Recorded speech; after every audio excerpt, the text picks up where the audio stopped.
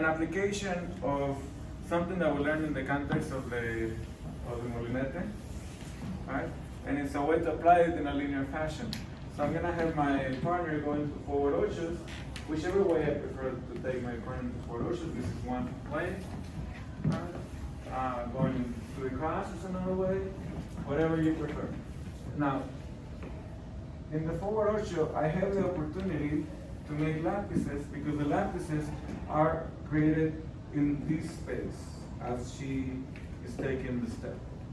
Alright, so that's the space that I'm going to use, that space.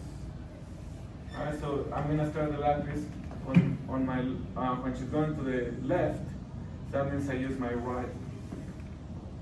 And it looks big, but it really is tiny. On the back it's big. Here I barely clear my own foot. Right? Now notice the synchronicity of the movement.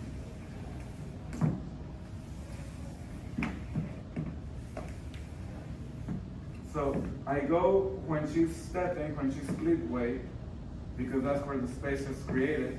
And then as she pivots, I do my cross and my shenchu way.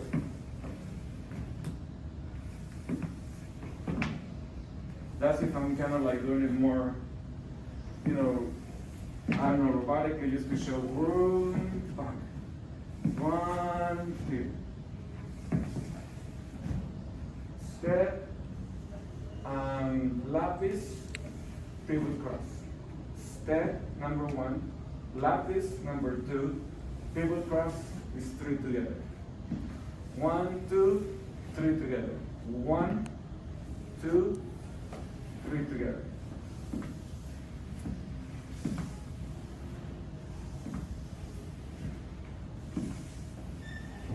And of course, this is a nice way to also get into the molinette version because that's already halfway. I just start pivoting it.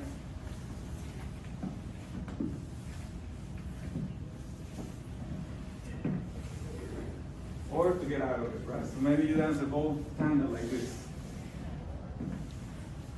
You could navigate the whole floor because you can move linearly and you can move circularly.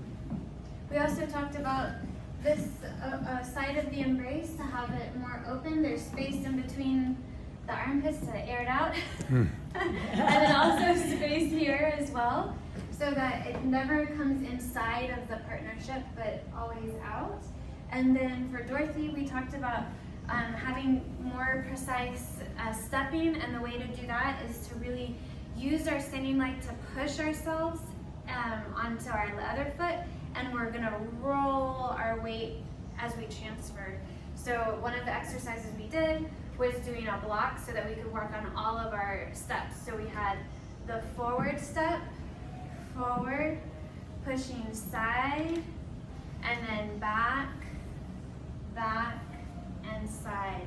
But each time, no matter if it's the back step here, our foot is always on the floor, even our free leg is on the floor, and then I'm rolling onto my foot. There's a lot of articulation happening instead of just all at once. Yeah, and one last thing that Lindsey reminded me of is the embrace also helps in the lapis because it also creates, it happens under the embrace. It's happening under this embrace now. Alright, so I'm really mostly right under my own body. Rarely will I go very far out of it. Right? So I just clear that space, and that space, so I'm not really taking space that I didn't already check, both visually and with my arms. So it makes it a fairly safe movement on the dance floor. And then if we do ochos back and forth, we talked about always having a free leg behind so that we're not eliminating possibilities for our leader. So we're not going to collect right away because then he can't do things like staccatos or ganchos.